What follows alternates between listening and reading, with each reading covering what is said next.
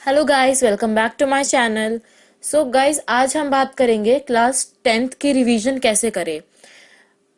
Around 2.5 month और 3 month रह गए हैं क्लास 10th के बोर्ड एग्जाम के लिए। और क्लास 10th आपकी लाइफ की पहली सीढ़ी है जिस सीढ़ी को आप पार करके अपना जो फेवरेट स्ट्रीम है, अगर आप डॉक्टर बनना चाहते हैं, इंजीनियर बनना चाहते हैं, सीए बनना चाहते हैं, एमबीए करना चाहते हैं या बिजनेस एक्सेट्रा, सारी स्ट्रीम्स के लिए। सो इस स्ट्रीम के लिए आपको 10th क्रॉस करनी पड़ेगी। बिना 10th पास किए आप वो स्ट्रीम नहीं ले सकते हो। This is a universal truth. तो आप ये मत सोचो कि बिना 10th पास करे भी वो हमें मिल जाएगी। ऐसा नहीं होगा, आपको पढ़ना पड़ेगा जिसके लिए आप, अगर आपको अपनी फेवरेट स्ट्रीम लेनी है तो अब इस वीडियो में मैंने कुछ टेक्निक्स डाले हैं। उस टेक्निक्स को आप यूज करके 90% तक पहुंच सकते हो।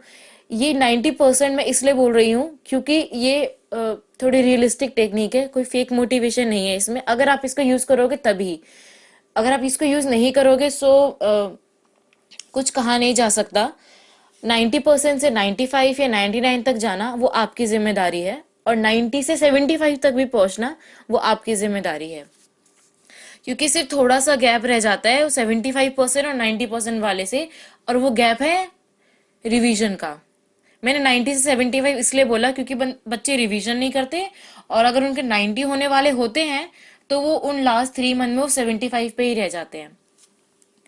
तो इस वीडियो को एंड तक देखना, इसमें आपको टेक्निक्स भी मिलेंगी, आपको कैसे गोल डिसाइड करना है आपको उसके बारे में भी पता लगेगा। सो स्टार्ट करते हैं वीडियो को। सबसे पहली बात, कितना टाइम रह गया है? 2.5 महीने। क्यों 2.5 महीने रह गए हैं? क्योंकि दिसंबर अभी पूरा बचा है, जनवरी भी पूरा बचा है, फेब्रुवरी आधा बचा है, क्योंकि आपके प्रैक्टिकल्स भी होंगे तो उनमें भी कुछ दिन जाएंगे। 14 दिन तो नहीं जाएंगे, 4 या 5 दिन या 3 दिन जाएंगे। तो लेकिन अगर कुछ शादी वगैरह आ जाती है फैमिली मेंबर्स में, या कुछ आपकी तबीयत खराब हो जाती है 2-4 दिन के लिए, सो वो सब लेके 14 डेज उसका एवरेज हो गया। तो टोटल अभी 76 डेज रहते हैं। तो 76 डेज, एक दिन में 24 घंटे होते हैं। 76 डेज इंटू 24 आवर्स, तो वो हो जाएगा 1824 आवर्स। आपके पास अभी इतना टाइम बचा हुआ है। अब आप सोच रहे होगे कि हम लोग रोज थोड़ी 24-24 घंटे पढ़ेंगे, कैसे? हो ही नहीं पाएगा। या दिस इज ट्रू, नहीं पढ़ पाएंगे, कोई भी नहीं पढ़ पाएगा। 24 घंटे दिन में कोई नहीं पढ़ पाएगा। क्योंकि बहुत सारे काम होते हैं, sleeping which is very important, सोना भी होता है। कुछ अनप्रोडक्टिव वर्क जैसे कि खाना, नहाना और खाना खाने के लिए, ये सब मिला के जो जो टाइम है वो कम मिलता है। तो इसीलिए हम जो है पढ़ाई कैसे करेंगे? लैब में करेंगे। आप डिसाइड कर लो कि कौन सा लैब यूज करना है। सुबह उठ के अगर आप पढ़ाई करते हो, मान लो आप 4 बजे उठ गए और आपने पढ़ाई करी, आपने 4 से 6 पढ़ाई कर ली, 6 बजे आप सो गए, आप फिर जो है 9 बजे उठे सो के, तो उस पढ़ाई करने का फायदा नहीं है। हो सकता है आपको याद रहे वो चीज, पर आप खुद सोचो ना, आप 3 घंटे उसके बाद सो भी गए, इससे अच्छा आप पूरे स्लीप ले लेते 8 घंटे की, फिर उठते, वो ज्यादा अच्छा था। और स्लीप लेके ही आपका माइंड थोड़ा अच्छा होगा। अगर आपकी स्लीप पूरी नहीं होगी तो आप पूरे दिन थकान सा फील करोगे, कि लगेगा कि क्या हो रहा है मेरे साथ, ये वाली फीलिंग आएगी। तो स्लीपिंग इज वेरी इंपॉर्टेंट। तो आप लैब का मतलब क्या होता है? लैब का मतलब होता है कि इतने बंच में आप पढ़ाई करोगे, इसके बाद आप थोड़ा ब्रेक लोगे, फिर बंच में पढ़ाई शुरू कर दोगे। लोग कहते हैं कि मैंने 8 घंटे पढ़ाई कर ली, मैंने 10 घंटे पढ़ाई कर ली, तो वो कॉन्टिन्यूसली नहीं पढ़ पाएंगे। कुछ पढ़ भी पाते हैं, बट मैं एक्सेप्शन आर ऑलवेज देयर। तो ये जो एवरेज बच्चे हो गए, बिलो एवरेज बच्चे हो गए, या थोड़े अबव एवरेज बच्चे हो गए, मैं उनकी बात कर रही हूँ। वो लैब में पढ़ाई करते हैं। पहले उन्होंने 8 से 11 पढ़ाई कर ली, उसके बाद 12 से 3 पढ़ाई कर ली, उसके बाद 4 से 6 पढ़ाई कर ली। ऐसे करके आप बोर भी नहीं होगे। तो ऐसे ही लैब में पढ़ाई करो। मोस्ट ऑफ द टाइम जो है 3 ही लैब रखना चाहिए, क्योंकि वो बहुत इफेक्टिव होता है। सपोज 12 से 3 पढ़ लिया, 4 से 6 पढ़ लिया, वो लैब का टाइम आप डिसाइड करोगे। ये सिर्फ अपना पोटेंशियल आप ही जानते हो कि आप एक दिन में कितना पढ़ पाओगे। और लैब 4 इफ नीडेड। लैब 4 क्यों? क्योंकि हम लोग जो डेली गोल्स बनाते हैं, जब वो पूरे नहीं हो पाते हैं तो हम डिमोटिवेटेड फील करते हैं कि मैं आज का गोल पूरा नहीं कर पाई, अब ये गोल क्या हो गया, ये नेक्स्ट डे का हो गया। सपोज आज आपने टारगेट करा है कि आज मैं ट्रिग्नोमेट्री के 15 क्वेश्चन करूंगी, करूंगी या करूंगा, और आप 15 क्वेश्चंस की जगह 4 या 5 ही क्वेश्चन कर पाते हो, या आपने टारगेट बनाया कि आज मैं एक पूरा सैम्पल पेपर सॉल्व करूंगा और उस सैम्पल पेपर को आप नहीं कर पाते हो, तो डेफिनेटली वो जो है नेक्स्ट डे पे चला गया। अब वो नेक्स्ट डे पे चला गया तो नेक्स्ट डे के गोल का बर्डन बढ़ गया। तो ये करते करते आप फिर अपने आप को आप बोल दोगे कि नहीं अब नहीं होगा मेरे से, ये गोल वाली चीज हटा दूं मैं। इसीलिए एक दिन में अपना जितना आपका गोल है वो आप डिसाइड करो, रियलिस्टिक गोल बनाओ। ऐसे नहीं कि आज मैं सब कुछ कर दूंगा, आज मैं पूरा 10 ईयर सॉल्व कर दूंगा, आज मैं पूरा सैम्पल पेपर सॉल्व कर दूंगा। रियलिस्टिक गोल बनाओ कि हाँ आज मैं ये पूरा पेपर कर लूंगा, उसके बाद मैं कल हिंदी के कुछ क्वेश्चंस पढ़ूंगा, या उसके बाद मैं कुछ इंग्लिश के क्वेश्चंस पढ़ूंगा। सो ऐसे लैब में रियलिस्टिक गोल बनाओ, एक पेज पे लिख लो और उस गोल को टिक करते जाओ। ठीक है, आज मैंने इतना इतना काम करा, और जब आप रात में सोने लगोगे ना, जो सेटिस्फेक्शन आपको पता मिलेगी वो आप जान नहीं सकते कितनी बढ़िया सेटिस्फेक्शन मिलती है गोल पूरा करने की। क्योंकि मैंने भी करा है ये और मुझे बहुत ज्यादा सेटिस्फेक्शन मिलती है। और जब मेरा वो गोल नहीं हो पाता है पूरा, मैं इतनी ज्यादा डिमोटिवेटेड हो जाती हूँ ना, मुझे लगता है कि बस मैं छोड़ दूं उस चीज को, अब मुझे नहीं करना इसके बारे में। तो आप लैब में पढ़ाई करो। आगे बढ़ते हैं। अब आप बहुत सारे सब्जेक्ट्स होते हैं, बट मैंने ये बेसिकली 10th में मेन यही होते हैं। इसके बाद भी होते हैं, आप उसके लिए अपना अलग लैब का वो बना सकते हो, या उसकी टाइमिंग्स आप अभी जोड़ सकते हो इसके साथ ही। लेकिन जो मेन थे वो मैंने उसके बना दिए, हिंदी, इंग्लिश, मैथ, साइंस और एसएसटी। सो हिंदी और इंग्लिश क्या है, लैंग्वेजेस है।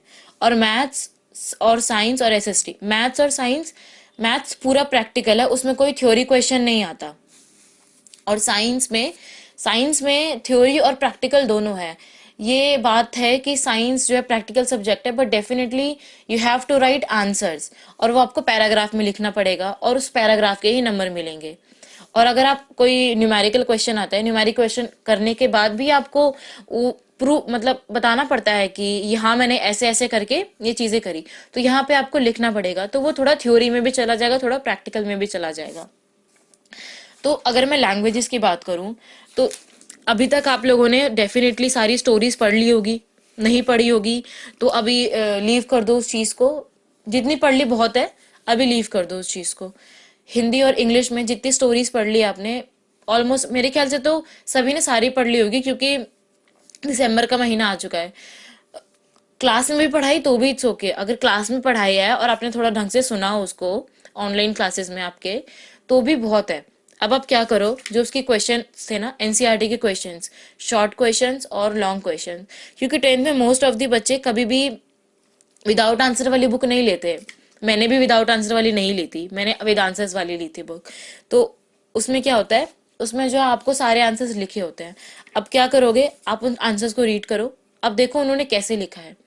क्योंकि सीधी सी बात है, जब आप बोर्ड में अपना इंग्लिश का पेपर या हिंदी का पेपर लिखने जाओगे, जितने बच्चे बैठे ना क्लास में सबको स्टोरी पता होगी, सबको स्टोरी पता होगी, फिर भी मार्क्स क्यों डिफर कर जाते हैं? क्योंकि राइटिंग पैटर्न की वजह से। राइटिंग, किसी अच्छे ने अच्छी वोकैबलरी लिखी होगी, किसी ने अच्छे से उसको लिखा होगा, राइटिंग अच्छी करी होगी, किसी ने बढ़िया पैराग्राफ में उसको करके लिखा होगा, कंक्लूजन दिया होगा। तो इसी हिसाब से जो है नंबर मिलते हैं। 10 में से अगर आपको 8 भी मिल जाते हैं और 10 में से किसी को 9 मिल जाते हैं, ज्यादा डिफरेंस नहीं होगा, बस एक लाइन का डिफरेंस होगा जो उसने अच्छी लिख दी होगी और उसने नहीं लिखी होगी। अब इससे हम दोनों का आईक्यू भी नहीं चेक कर सकते। पर हाँ ये बात है कि राइटिंग डिफरेंट होता है इसी वजह से। तो आप बुक की राइटिंग देखो, ठीक है। 5 ईयर के पेपर होंगे लास्ट, हिंदी के और इंग्लिश के दोनों। 5 ईयर्स के जो पेपर है लास्ट विद आंसर्स, अरिहंत की बुक आ जाती है, सैंपल पेपर में भी अभी तक मिल जाता है। अगर ये भी नहीं है ना, तो आप पता है क्या करो, आपके पास फोन है जिससे आप ये वीडियो देख रहे हो, लैपटॉप है या जो भी है आपके पास, गूगल करो 5 year paper, last last 5 year paper Hindi English, तो उसमें आ जाएंगे उसमें। और सीधी सी बात है, और इसमें जो है कंप्यूटर के अंदर आपको टॉपर्स के भी पेपर मिल जाएंगे। सर्च करने पे टॉपर्स के भी पेपर मिल जाएंगे, जिससे आप रीड करके देख सकते हो कि क्या इन्होंने ऐसे लिखा जिससे ये टॉपर बने। तो आप उस टॉपर के पेपर रीड कर सकते हो। टॉपर के पेपर रीड करने के बाद आपको पता लग जाएगा अपने आंसर्स जो आपने लिखे और जो टॉपर ने लिखे। प्रैक्टिस करने से ही होगा, सिर्फ मुंह जुबानी याद रखने से नहीं होगा, प्रैक्टिस करना ही पड़ेगा। और हिंदी में हम लोग सारे कंफर्टेबल होते हैं, पर क्या ऐसा होता है कि हिंदी में नंबर नहीं आते। रीजन इसका यही है कि जैसे कि काफी को हिंदी में ढंग से क्या बोलते हैं, पर्याप्त। तो यही चीजें ध्यान रखनी होती है कि मैं कौन सी हिंदी लिख रही हूँ। और मात्राओं मात्राएं इतनी मैटर नहीं करती है, बट लाइक वो भी जानते हैं कि बच्चे 10th में आ गया, इतना मैच्योर हो गया कि उसको मात्राएं ढंग से आई। सो अगर ये ब्लंडर करते हैं बच्चे, सो डेफिनेटली टेस्ट टेकर को थोड़ा तो लगेगा ही आपके बारे में कैसा है। फिर एक तरीके से इंप्रेशन आपका ही खराब होगा। माना कि वो आपका नाम नहीं जानता, आपको देखा नहीं कभी, आपका सिर्फ एनरोलमेंट नंबर जानता है, बट एक इमेजिनरी शक्ल आपकी बन रही होगी उनके दिमाग में कि इस बच्चे का जो माइंड सेट है वो ठीक है और ये स्ट्रेट फॉरवर्ड काम करता है, ऐसे ऐसे करके। ठीक है, अब बात करें जब मैथ्स की, तो प्रैक्टिकल है। इसमें भी क्या है, अभी तक syllabus most of the time तो पूरा नहीं होता है, बट अगर हो गया है तो बहुत अच्छी बात है। पर अगर नहीं हुआ है तो डू इट, एनसीईआरटी पूरी कंप्लीट कर लो। एनसीईआरटी पूरी कंप्लीट करने के बाद या फिर उसके साथ साथ, बाद नहीं उसके साथ साथ 10 ईयर का पेपर निकालो। 10 ईयर का पेपर निकालो और उसके क्वेश्चन सॉल्व करने लग जाओ। क्वेश्चन सॉल्व करना, आंसर मत देखना। और जो तुमने आंसर करा है, एक क्वेश्चन को करने के 10 मेथड होते हैं। तुम्हारे स्कूल वालों ने कुछ और कराया होगा, ट्यूशन वालों ने कुछ और कराया होगा, और सैम्पल पेपर में कुछ और दिया होगा। तो कंफ्यूज नहीं होना है कि तीनों अलग अलग है, मेरा तो बेकार हो गया, मैंने इतने थ्योरम्स पढ़े, मैंने इतनी प्रैक्टिस करी, प्रॉपर्टीज मेरी गलत दे रखी है, एनसीईआरटी बुक गलत है। बच्चे तो एनसीईआरटी बुक को ही गलत बता देते हैं कि बुक ही गलत है। तो ऐसा नहीं होता। आप अपना आंसर जो आपने लिखा है वो ठीक करो, और अपने जो ट्यूशन जहाँ पढ़ते हो या जहाँ स्कूल पढ़ते हो आप लोग, तो आप वहां पे उनको दिखा दो, सर देखो ये मेथड ठीक है क्या, इसके नंबर मिलेंगे क्या। तो वो बता देंगे कि ये गलती करी है तुमने, वाकई ठीक है। मेरे टाइम पे भी हम लोगों ने करा था और सर ने हमें बहुत अच्छे से बताया था कि इस चीज की वजह से नंबर कट जाएंगे, और हम लोगों ने उस चीज को फिर अप्लाई भी करा था। तो आप लोग पूछना ये सारी चीजें। और साइंस की, तो साइंस में क्या होता है, लास्ट ईयर के 10 पेपर्स इसके भी ले लो। कुछ वर्ड्स होते हैं जो आपको याद रखने पड़ेंगे, रिमेम्बर करना पड़ेगा उन्हें। तो और जैसे कि माइटोकॉन्ड्रिया हो गया, ये ऐसी वर्ड नहीं है कि आपने गूगल डिक्शनरी में देख लिया, ओके इसका हिंदी मतलब ये है तो मैं समझ गई। आपको इसके डीप में जाना पड़ेगा कि इसका मतलब क्या है, इसका यूज क्या है। तो ये चीजें आपको ध्यान में रखनी है कि साइंस का। और जो इसका प्रैक्टिकल है वो बहुत कम आता है, रेयर चांस होते हैं। आता भी है तो बहुत कम आता है, ज्यादा थ्योरी ही आता है। इसका डायग्राम बना दो, इस चीज के बारे में डायग्राम की प्रैक्टिस भी आप ढंग से करना, पेंसिल के साथ करना। और एसएसटी, एसएसटी में जब टीचर्स ने चैप्टर पढ़ाया होगा, अगर आपने थोड़ा सा भी सुना होगा तो दैट्स इट। पूरा पूरा चैप्टर पढ़ने की बिल्कुल भी जरूरत नहीं है, क्योंकि हो ही नहीं पाएगा तब तक। इतने बड़े बड़े चैप्टर है, या तो आप एसएसटी कर लो या तो बाकी चारों सब्जेक्ट कर लो, ये आपके ऊपर डिपेंड करता है। बट जो क्वेश्चंस हैं उसके क्वेश्चंस को ढंग से अच्छे से पढ़ लो। और आजकल तो यूट्यूब पे बहुत ज्यादा वीडियोस अवेलेबल है, वो समरी में आपको पूरा चैप्टर बता देंगे। उन वीडियोस को देखो और क्वेश्चन आंसर को रीड करना शुरू कर दो। वही सबके वर्ड्स होते हैं, प्रॉपर वर्ड्स, और उन्हीं की वर्ड्स के नंबर मिलते हैं। उन की वर्ड्स को सर्कल करते जाओ पेंसिल से।